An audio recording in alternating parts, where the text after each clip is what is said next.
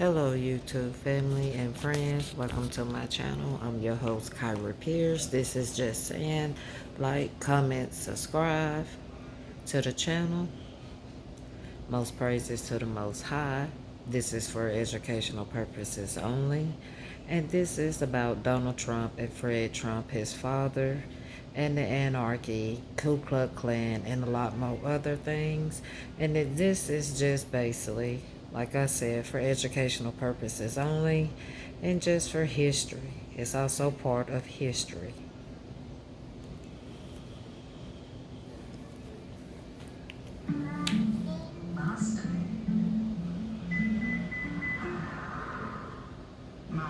Mazda CX-5. I have that on my car. It beep, beep, beep, and do that. Exceptional offers at your local Mazda dealer today.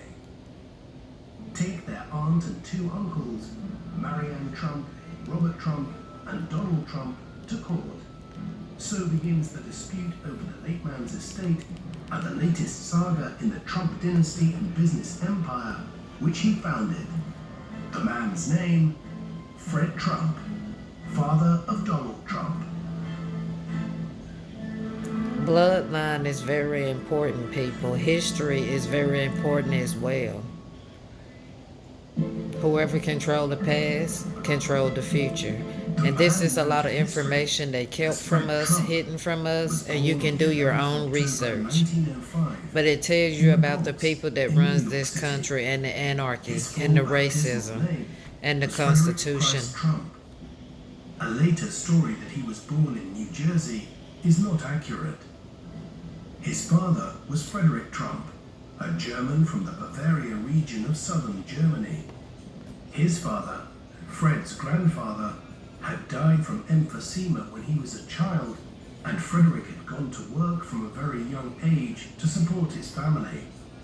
This was a time when German unification. Be patient with me with the videos. In 1871, have my laptop back the country soon. was both experiencing new economic growth through the Second Industrial Revolution and also large-scale immigration as population pressure grew in many parts of Europe.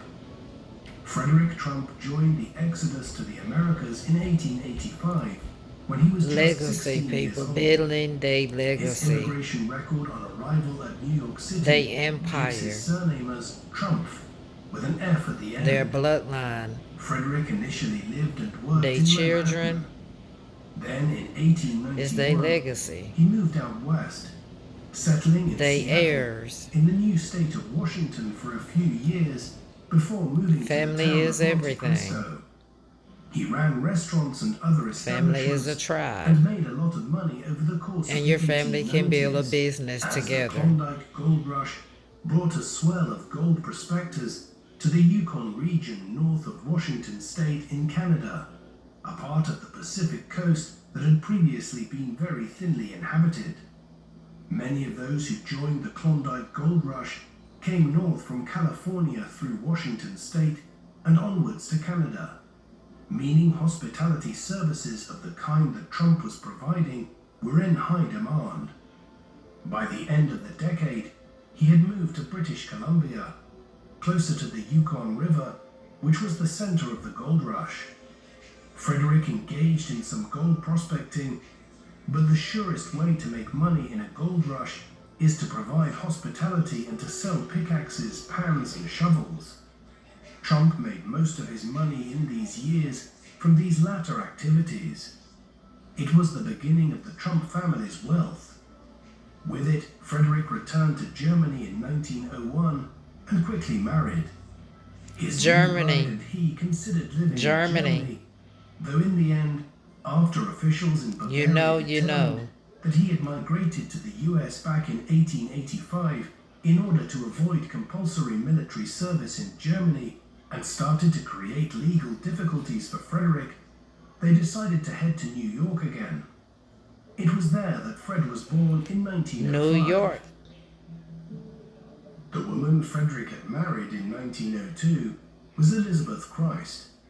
She was 11 years younger than her husband, and part of the reason for their indecision about migrating permanently to America after their wedding was her reluctance to leave her family behind They're in not Germany. even from America, Yet, with the people. Bavarian government looking to strip her husband of his Germany. German citizenship over the military New York. service issue, You get it? they You had get little it. choice except to make for New York. They foreigners, Their ain't first they? child, a daughter named Elizabeth after her mother, was born there in April 1904. Fred was their second child, and a third, a boy named John, followed in 1907. Fred's childhood was not a typical one for a child of a European migrant to New York at the turn of the 20th century, where most immigrant families lived in tenements in neighborhoods like the Lower East Side and barely made ends meet. The Trumps were comparatively well off. Around the time John was born in 1907, the family moved to a new housing development in the South Bronx, where each family had their own bathrooms and iceboxes. The complex had a nice view over the Bronx and building staff that conveyed fuel for the fire up to the apartments. It was middle-class wealth by the standards of early 20th century New York. Fred's father worked for a time as a barber after returning to the city, a trade he had apprenticed in back in Germany as a child. He didn't stick with it for long. Instead, he began using his savings made out west during the gold rush to acquire property in the borough of Queens across the East River from Manhattan. It was a shrewd move.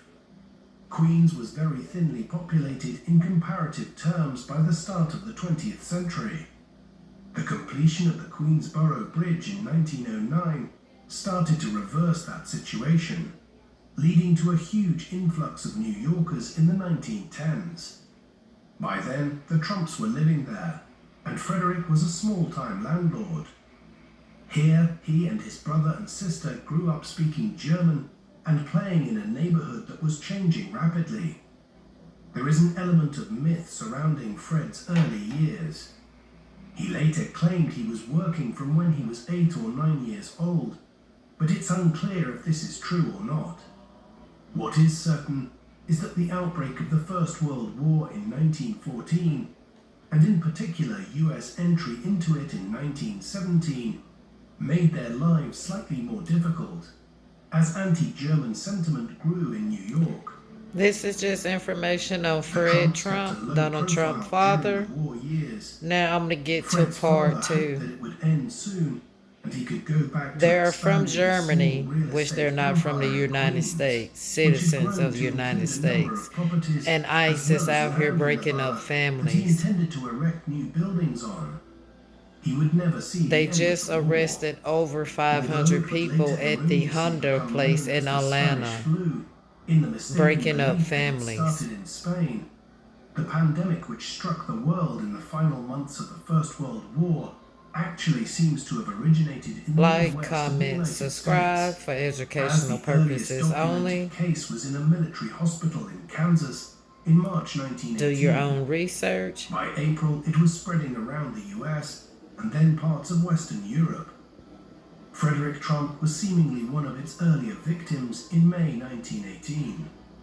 There are contradictory reports about his illness, and it can't be confirmed that it was the Spanish flu that killed him, yet the circumstantial evidence is pretty compelling. An otherwise healthy man in his late 40s took ill in late May and died on the 30th of the month after a severe respiratory condition. The family were not left destitute. Elizabeth Trump, with the aid of her children, continued to develop the properties in Queens after the war, and they kept the real estate business alive. Meanwhile, young Fred continued his education, and in 1923, he graduated with a diploma from Richmond Hill High School. It was the end of his formal education. While his father's legacy had provided the family with a financial leg up after he died, an inflationary cycle began after the First World War ended, one which lasted into the early 1920s and which diluted the wealth Frederick had left behind.